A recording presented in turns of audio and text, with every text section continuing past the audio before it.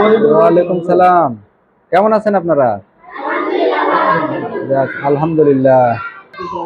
আল্লাহর অশেষ মেহেরবানিতে আজকে আমরা একটা প্রতিষ্ঠানে কিসমত ভবানীনগর মাহমুদে আক্তার মহিলা নুরানী হাফেজিয়া মাদ্রাসা লিল্লাহি বোর্ডিং ও এতিমখানা বা আমাদের পরিবারের কাছে এই প্রতিষ্ঠান থেকে বিভিন্ন সময় তারা গিয়েছিল।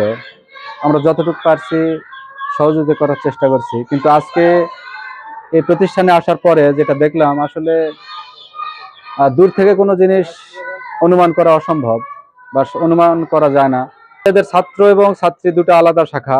আমরা এখন আছি বর্তমানে বালিকা শাখায়। তারা ফ্লোরে কিন্তু কষ্ট করে পড়াশোনা করছে, যদিও পড়াশোনার মান অনেক ভালো।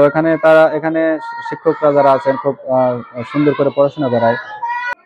এটা কিন্তু একটা নাম করা একটা প্রতিষ্ঠান, বিভিন্ন বিভাগের ছাত্রীরা এখানে আছে। ওয়ালাইকুম সালাম।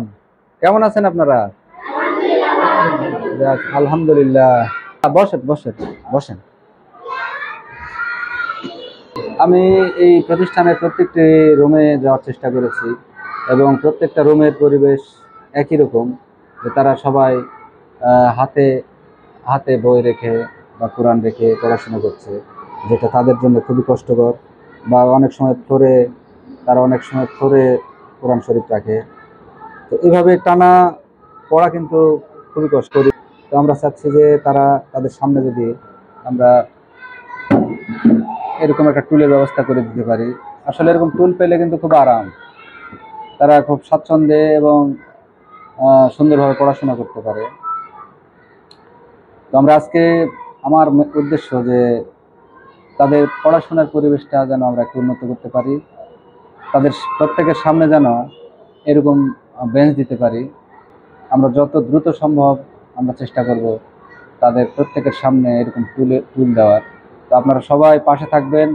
আপনারা চাইলে সরাসরি প্রতিষ্ঠানে এসে যোগাযোগ করতে পারেন, অথবা যারা পরিচালক আছে তাদের সাথে যোগাযোগ করতে পারেন, অথবা ব্যক্তিগতভাবে আমার সাথেও যোগাযোগ করতে পারেন।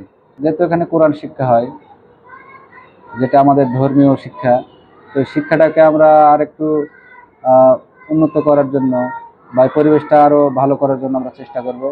সবাই পাশে থাকবেন এবং আমাদের জন্য দোয়া করবেন, প্রতিষ্ঠানের জন্য দোয়া করবেন। এবং এই প্রতিষ্ঠানটি যেহেতু আমি আগেও বলেছি যে বিভিন্ন বিভাগের, আমি তো মনে করছিলাম যে আমাদের স্থানীয় কিছু ছেলেপেলে পড়ে, কিন্তু আজকে এসে শুনলাম যে বাংলাদেশের প্রায় প্রত্যেকটি বিভাগের ছাত্রছাত্রী এখানে আছে। তো আশা করছি এই বিষয়টা একটু সবাই দেখবেন এবং আমরাও দেখার চেষ্টা করব। সবাই ভালো থাকবেন, আমাদের জন্য দোয়া করবেন এবং এদের সবার জন্য দোয়া করবেন। আল্লাহ হাফেজ। যদি আপনারা সহযোগিতা করতে চান তাহলে সরাসরি মাদ্রাসার মহতামিম আছে, মাদ্রাসার পরিচালক আছে, সভাপতি আছে, এনাদের মাধ্যমে যোগাযোগ করবেন। কিংবা আমার পাশে সোহেল ভাই দাঁড়ানো আছে, এনার মাধ্যমে সরাসরি যোগাযোগ করেন, ইনশাল্লাহ করতে পারবেন।